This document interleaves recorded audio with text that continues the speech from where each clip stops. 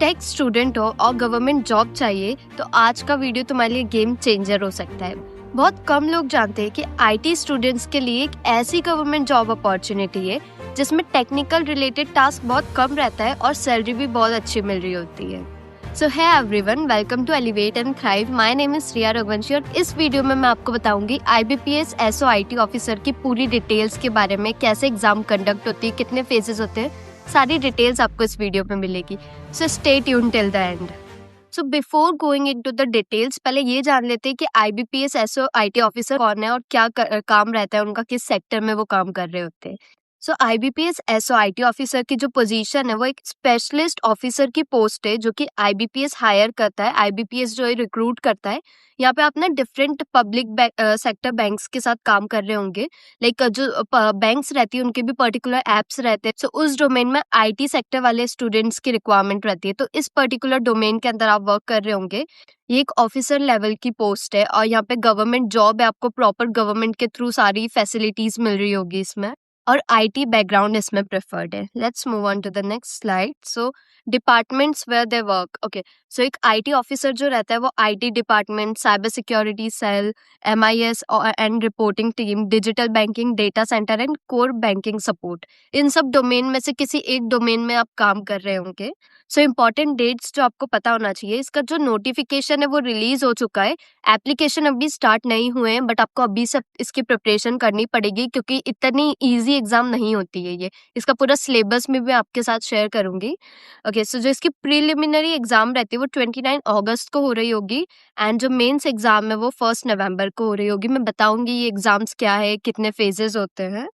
Okay, सो पहले आप eligibility देख लीजिए। जो मिनिमम 20 ईयर्स आपकी एज होना चाहिए, मैक्सिमम 30 ईयर्स आपकी एज हो सकती है।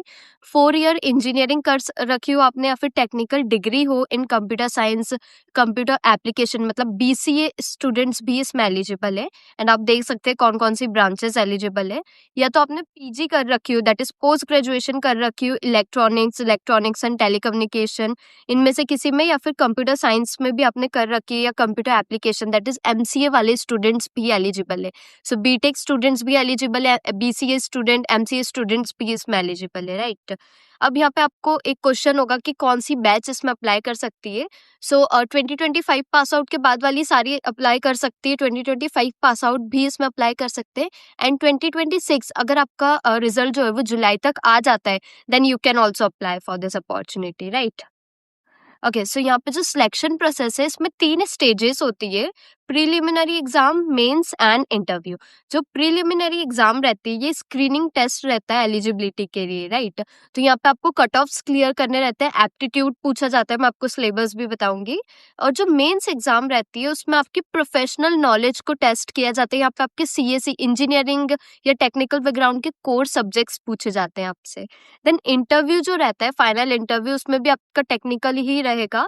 और यहाँ पे जो आपकी मेरिट लिस्ट जनरेट होती है वो आपके इंटरव्यू और मेंस के स्कोर के बेसिस पे आती है। इस एग्जाम में आपको हर स्टेज को क्वालिफाई करना होगा। प्रीलिम्स निकालने के बाद अगर आप मेंस में भी जाके फेल हो जाते हैं ना, तो आपको नेक्स्ट ईयर फिर से ट्राई करना होगा, प्री से ही स्टार्ट करके, right. So it's kind of UPSC pattern इसमें फॉलो होता है। ओके, सो यहाँ पे आप देख सकते हैं क्या एग्जाम पैटर्न यहाँ पे फॉलो हो रहा होगा। यहाँ पे इंग्लिश लैंग्वेज से यहाँ पर 50 क्वेश्चंस पूछे जाएंगे 25 मार्क्स के लिए and the duration will be 40 minutes. यहाँ पे रीजनिंग रहेगा, रीजनिंग में भी 50 क्वेश्चंस आएंगे, 50 मार्क्स के लिए रहेगा and duration will be 40 minutes. And then quantitative aptitude जो है उसके भी 50 क्वेश्चंस रहेंगे, 50 marks and 40 minutes, right. So in all 150 questions रहते हैं यहाँ पर एंड 125 टोटल मार्क्स रहते हैं। 2 आवर्स का आपका ये जो है प्रीलिमिनरी एग्जाम्स हो रहे होंगे, राइट। सो इसके लिए आपको बहुत अच्छे से प्रिपेयर करना है क्योंकि कट ऑफ बहुत हाई जाता है यहाँ पे और जो क्वेश्चन का लेवल है वो भी बहुत अच्छा खासा आता है। अभी एग्जाम में बहुत टाइम है, अगस्त में एग्जाम रहेगी, तो आपके पास बहुत टाइम है प्रिपरेशन के लिए। अभी से आप स्टार्ट करेंगे ना तब भी जाके हो पाएगा।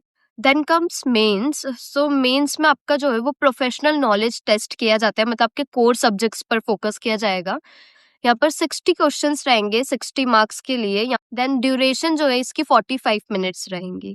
अब यहाँ पे आपको जो टेक्निकल टॉपिक्स है वो है DBMS, networking, operating system, OOPs, data structure, software engineering, computer organisation, cyber security, web technology and basics of AI/ML।